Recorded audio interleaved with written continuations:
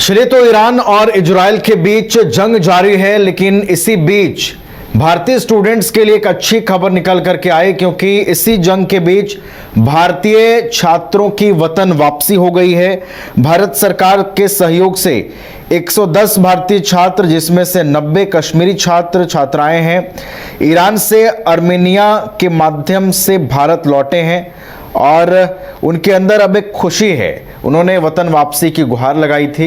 Iran और Israel के बीच जो जंग की स्थिति इस वक्त बनी हुई है, उसने कहीं ना कहीं पूरी दुनिया के लिए चिंता बढ़ा दी है और वहां रह रहे लोगों की भी चिंताएं बढ़ रही हैं। इसी बीच भारत सरकार ने एक सकारात्मक पहल की है, अच्छी पहल की है, और जो भारत के छात्र वहां पर थे उन्हें वापस वतन बुला लिया गया है। हमारे साथ अधिक जानकारी के साथ, अपडेट के साथ हमारे सहयोगी दिल्ली से दीपक भी जुड़ गए हैं। दीपक का रुख करते हैं।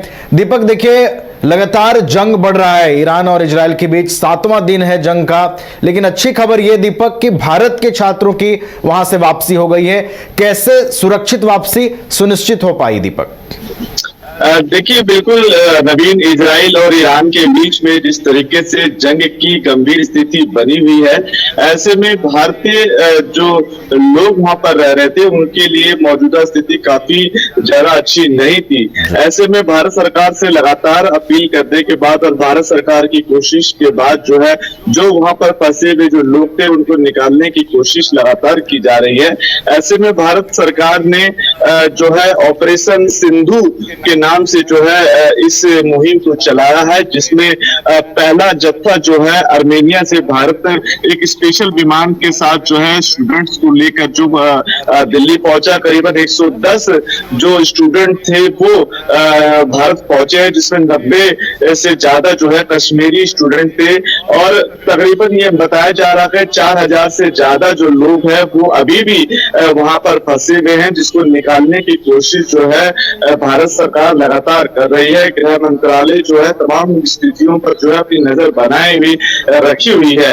लेकिन ऐसे में जिस तरीके से भारत सरकार ने ऑपरेशन सिंधु का एक बड़ा मुहिम चलाया है, ताकि भारत के जो लोग हैं उनकी जो सुरक्षा उनकी सुनिश्चित की जा सके, ताकि इजराइल और ईरान के बीच में जिस तरीके से गंभीर स्थिति बनी हुई है वो उनको कहीं ना कहीं उस तमाम चीजों से दिक्कत परेशानी ना हो।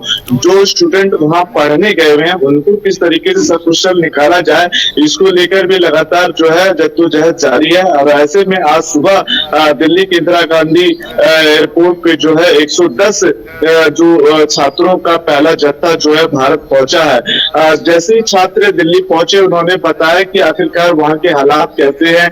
बहुत सारे ऐसे छात्र थे जिन्होंने कहा कि उन्होंने खुद आसमान में कई मिसाइल्स को गुजरते हुए देखा।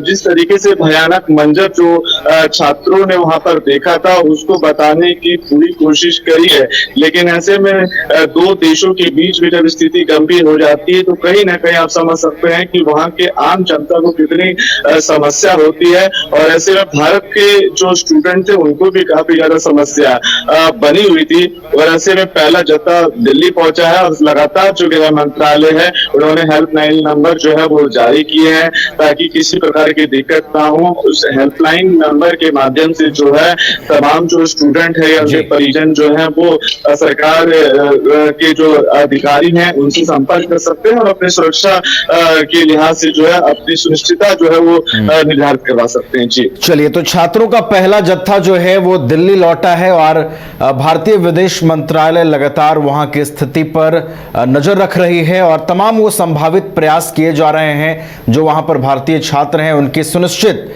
वतन वापसी हो सके। इसके लिए सरकार और विदेश मंत्रालय पूरी तरीके से प्रतिबद्ध नजर आ रही है और छात्रों का पहला जत्था वो वापस देश की राजधानी दिल्ली लौट गया। बहुत बहुत धन्यवाद दीपक आपका हमारे साथ जुड़ने के लिए, तमाम जानकारी हम तक पहुंचाने के लिए।